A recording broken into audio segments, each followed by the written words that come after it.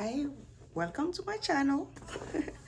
uh, well, today I'm here to continue the conversation we have started yesterday.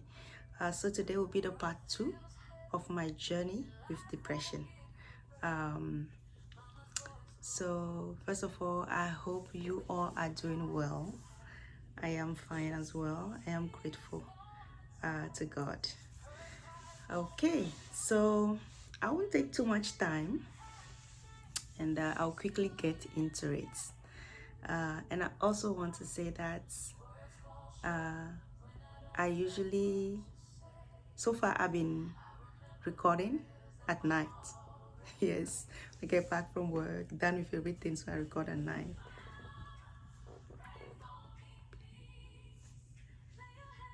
I love this song, so forgive me.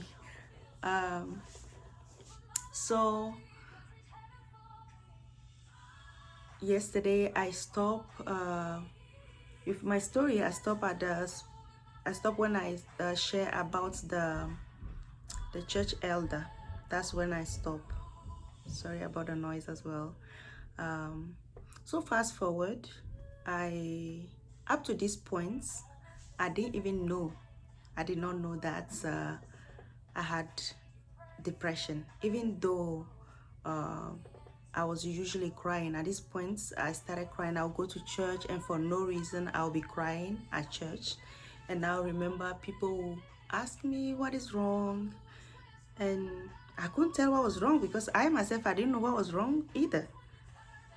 No, I will be crying heavily, uh, but I didn't know what was wrong. People will be so concerned and they will be asking, what is wrong? Esther, what is wrong? And I say, I don't know, I'm good. They say, are you sure? I say, of course I'm sure I'm good. And this went on for a couple of years. But the thing too is, I couldn't tell that, oh, this that have happened is the reason why I was crying. I couldn't tell. My soul was always sad. My soul was extremely sad for a long time.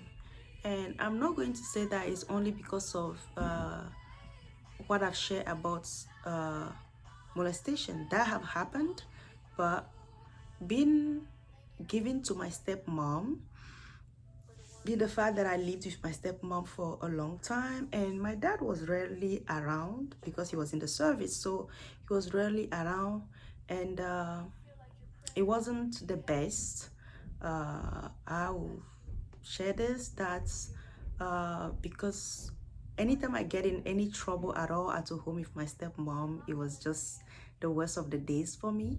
So unfortunately, this that I'm about to say doesn't just happen to kids that have lost their parents, or kids that have I don't know. My case, my parents were still alive, um, and my dad had the means. You know, my mom was struggling financially, but my dad had the means. You know, he had the means. He was a provider. Everything was good financially. Yeah. So even though I was living with him, but because he wasn't at home most of the time and I was living with my stepmom, life was very hard at home. So half of the time, I would run away from home. I would run away from home, and we had our cousin family. I don't know how to explain it, but they were related to us. They were cousins. They were also in the neighborhood. So I'll ask their servants to leave their kitchen open for me. So every night. So when I ran away from home, I ran away from home for days. Yeah. I'll run away from home for days, and I'll sneak into their kitchen every night. I'll hide in there, but early in the morning, I'll run out. I'll come out early in the morning before people wake up in the house, and I'll be lingering from one trash can to the next trash can. We don't look like things we have been through.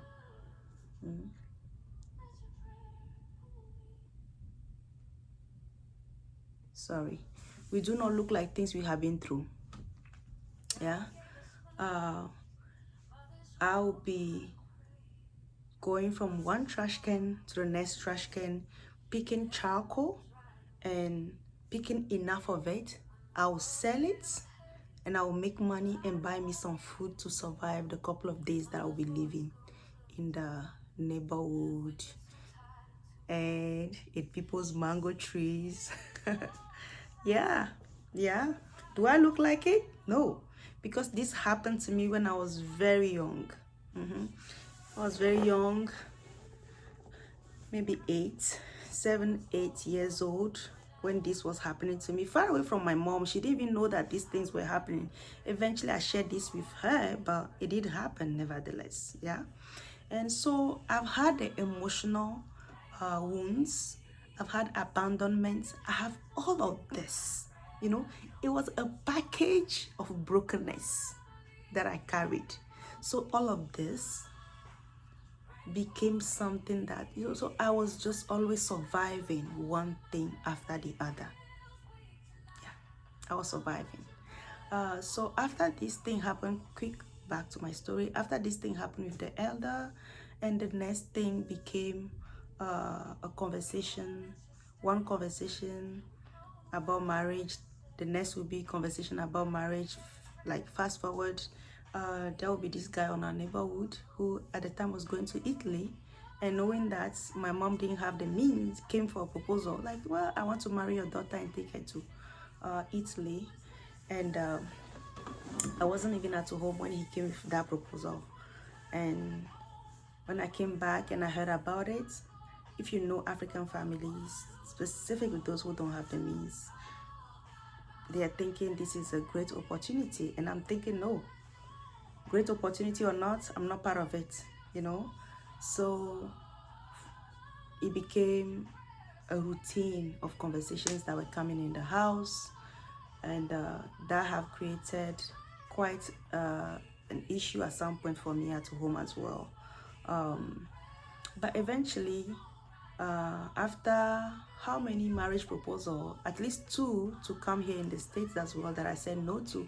All this at some point started creating problem between me and my mom, frankly, because hey, listen, then I was not happy with my mom, but today when I look back as an adult, as someone that have grown, someone that could think of our situation at the time, and someone that could really assess our financial state at the time and all the load that she was carrying as a woman alone. I don't blame her. I don't blame her for wanting things that she wants for us at the time. I don't blame her. And I would say that the fourth proposal, marriage proposal, was eventually my marriage. And at least the first previous marriage proposals came straightforward, so I knew to say no. But this did not come straightforward. This is a story we'll get in some other time. But while I'm closing today's conversation, I'll say this, that eventually in my marriage I became very depressed. Everything came calling because I got married to someone that I did not know, that I had no attraction for, and I had resentment for. Yep, I had resentments for him, and I'll explain the reason why later on. So marriage became a place where I felt like I was buried and I had no peace. So I cried after every single intimacy. I cried, turned my back and sobbed until I found sleep. And this is the beginning of my heavy emotions of sadness, and we will continue tomorrow.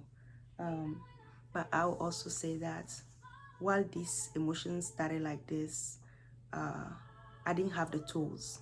I was just going through them when it happened. But one thing was, like I mentioned, I was very productive. So this did not stop me from being a mom or being a wife. I still went ahead and cook, do what I have to do. Yeah. But the next couple of videos that I will make, I'll let you know when eventually it hits me hard, when I have to stay indoors all day, at least once in my lifetime. And from there on, I had to make decisions because it wasn't just me. I have a little boy to take care of. So I'll close again today by saying this. If you are someone that think you have been through too much, you have been through so much, I'm telling you again today that maybe people are not sharing what they have been through. Many people out here have been through so much, they are just not talking about it. So my friend, keep pushing, keep holding on, okay? Keep holding on, and never forget that there's a light at the end of the tunnel.